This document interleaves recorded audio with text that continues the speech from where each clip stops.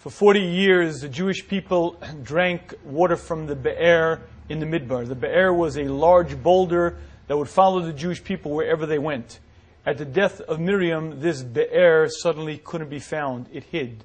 Hashem appeared to Moshe and told him, go speak to the rock. Go speak to the rock and tell it to come out and bring water to the Klal Yisrael. Moshe Rabbeinu with Aaron went out. He spoke to the rock and there was no response. Finally, he identified the rock and he made the following step. He said, 38 years ago, Hashem commanded us to hit the rock. Clearly, I've spoken to the rock. It didn't respond. Maybe I have to hit it now. Moshe Rabbeinu hit the rock. No sooner did he hit it than the water began spouting out. The water was provided for the Jewish people again. Rashi tells us that there was later a tremendous claim against Moshe Rabbeinu. Hashem says to Moshe, Yan lo himantem bi, because you did not trust in me. Apparently there was a level somewhat lacking of emunah and betochen, trusting in Hashem on some level was lacking, because apparently had Moshe fully trusted in Hashem, he would have only spoken to the rock. Instead he hit it, and Rashi explains to us that there was a lesson that was lost. Had Moshe Rabbeinu spoken to the rock, and the rock would have responded, the entire Jewish nation would have seen something profound. They would have said as follows, look at that. A rock which is inanimate, a rock which doesn't require sustenance, listens to the words of Hashem. Surely we should. Says Rashi, that lesson was lost. Therefore there was a claim against Moshe.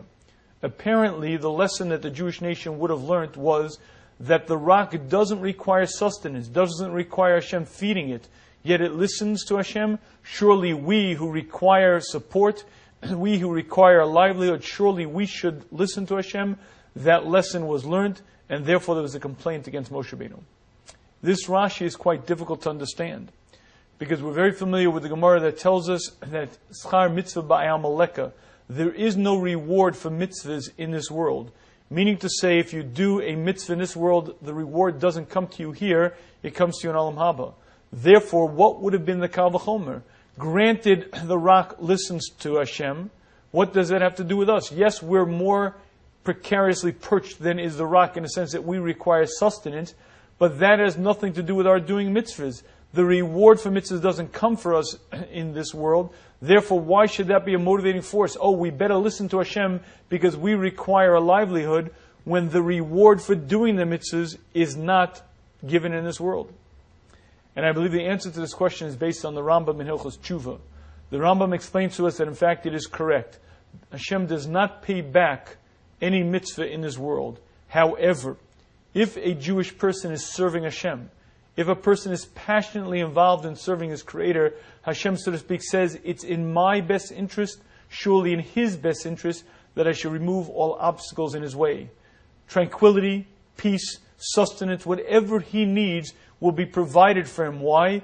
Because it's a good investment. Look what he'll do with his time. Look what he'll do with his resources. If a person follows the Torah dutifully, Hashem provides all of his needs, not as reward, but as the heichi timsa, as the wherewithal to allow him to accomplish his goal. And that is the lesson that the Jewish nation would have learned. Had they seen Moshe Rabbeinu speaking to the rock, they would have said, look at that, an inanimate object, doesn't require sustenance, yet it listens to Hashem. Surely we who are directly dependent for our livelihood upon Hashem, shouldn't we also listen to Hashem? Why? Because if we serve Hashem properly, if we use our time appropriately, Hashem will remove all obstacles from our path. Hashem will provide for us all that we need. That lesson would have been lost. And I believe this Rashi is teaching us a fundamental concept. And that is that earning a living doesn't necessarily have to be difficult.